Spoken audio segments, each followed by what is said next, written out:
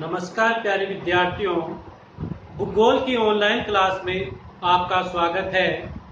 हम कक्षा 12 विषय भूगोल अध्याय 2 विश्व की प्रमुख जनजातियों के बारे में चर्चा कर रहे थे।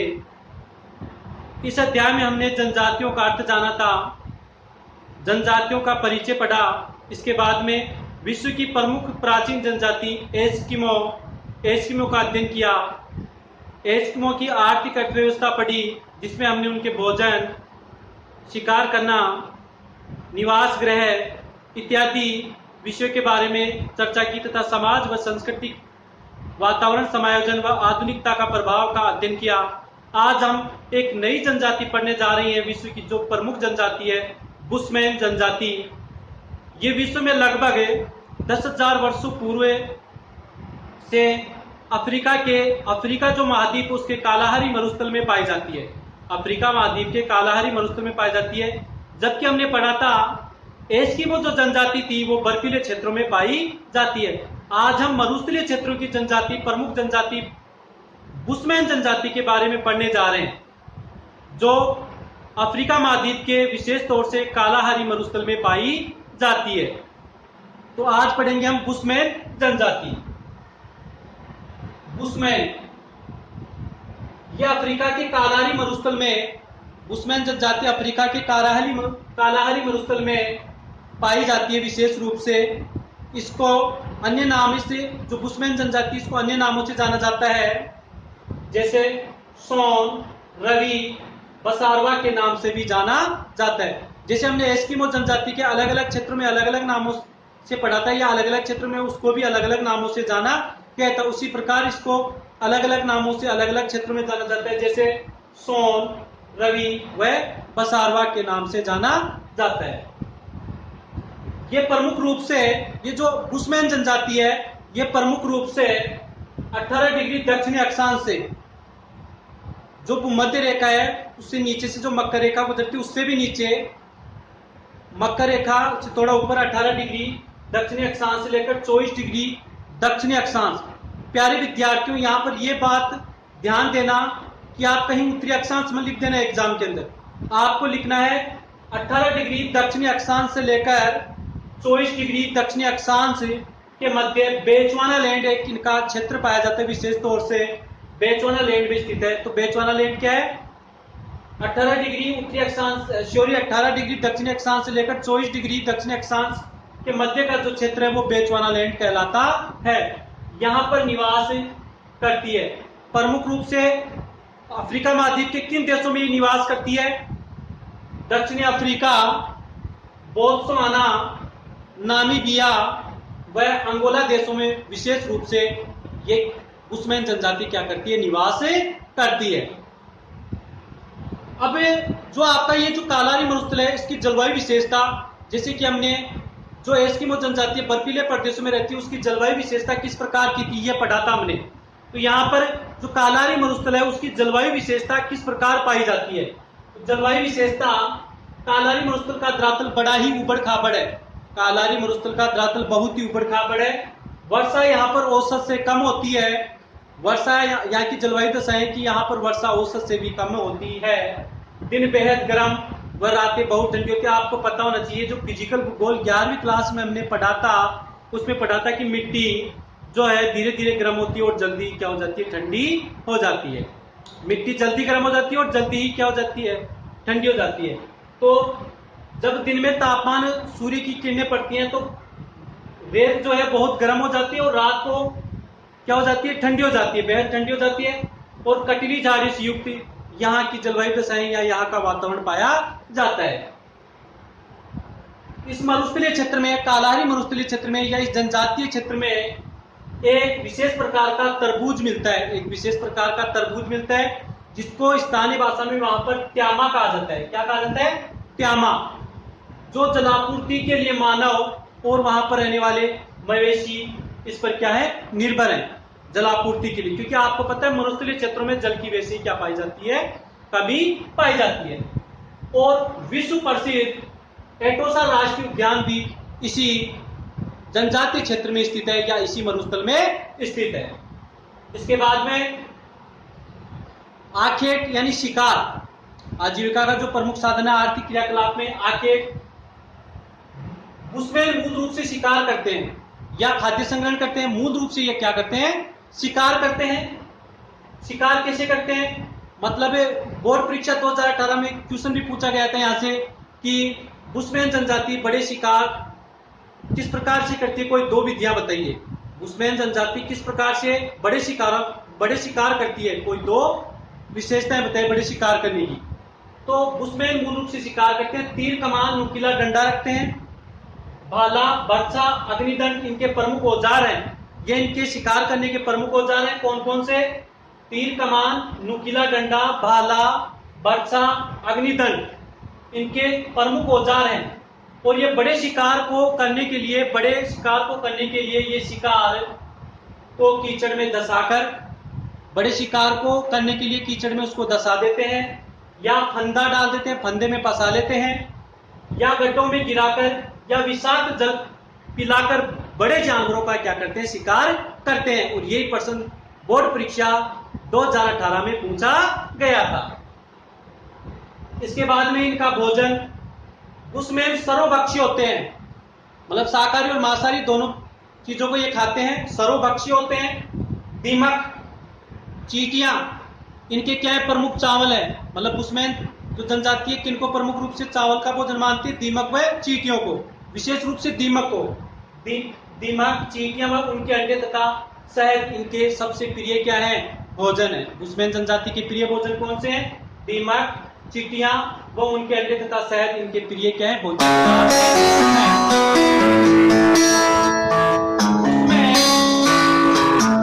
अब इनका वस्त्र, बुशमैन जनजाति के प्रमुख वस्त्र पढ़ेंगे बुशमैन जनजाति के।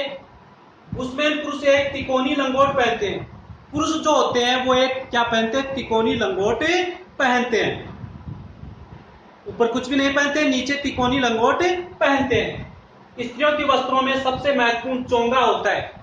स्त्रियों के जो वस्त्र होते हैं उस वस्त्र को प्रमुख रूप से क्या कहा जाता है, चोंगा कहा जाता है। और ये बोर्ड परीक्षा 2020 में अब की बार 1 नंबर का क्वेश्चन पूछा गया था, जो अब पढ़ा रहा हूं मैं आपको। इस चोंगा को स्थानीय भाषा में क्रॉस कहा जाता है। तो क्रॉस किसे कहते हैं, ये प्रश्न आया था, क्रॉस कहा जाता है।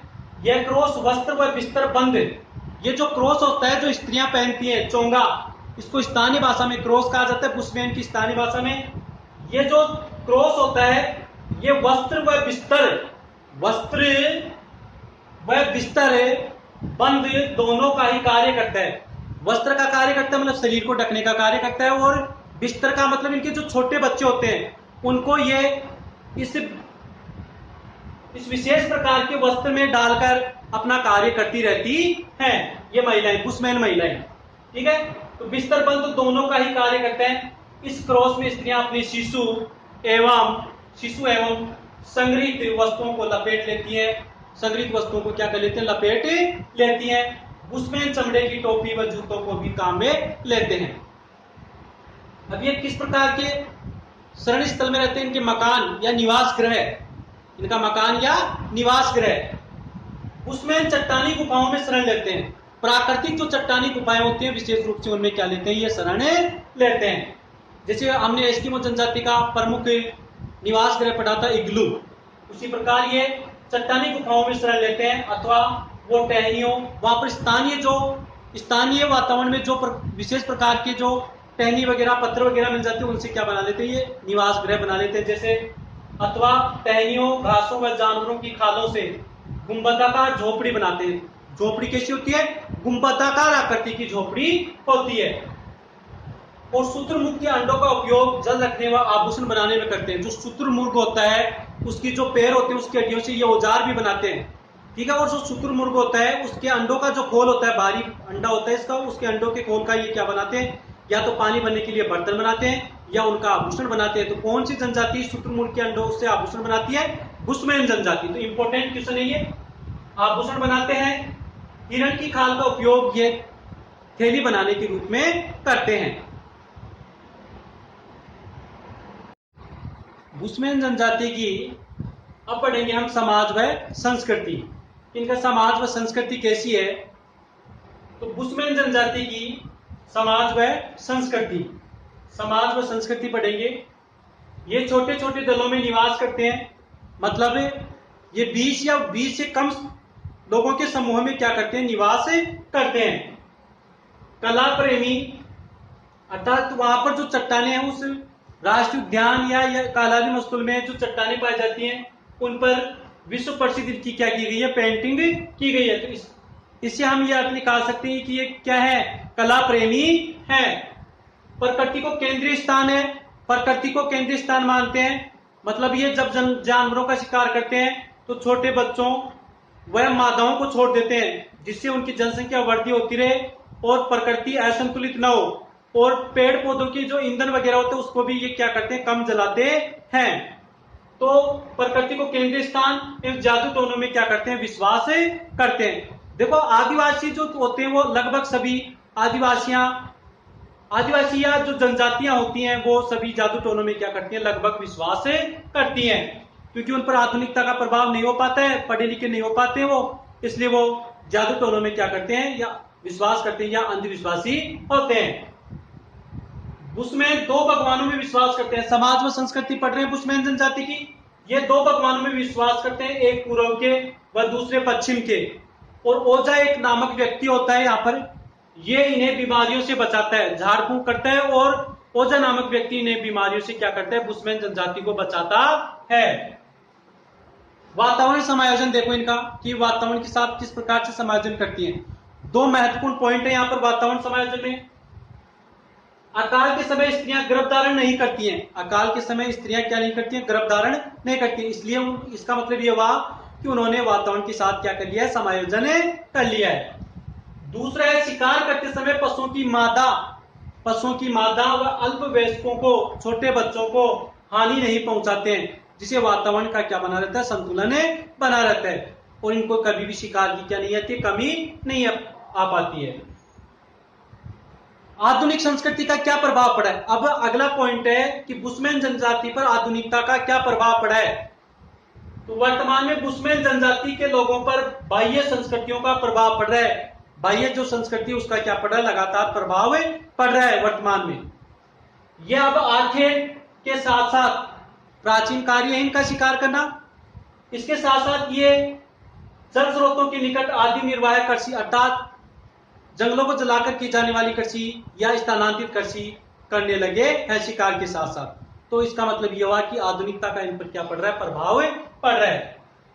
कुछ जो बुशमैन जनजाति के लोग होते हैं वो जंगलों से कंदमूल फल वगैरह इकट्ठा करके वहां पर बाजारों में भी क्या करने के लिए जाते हैं, बेचने के लिए जाते हैं, और बाजारों में मजदूरी करने के लिए भी जाते हैं। तो इसका मतलब ये क्या हुआ कि धीरे धीरे इनके ऊपर आधुनिकता का क्या पड़ रहा है, प्रभाव पड़ रहा है।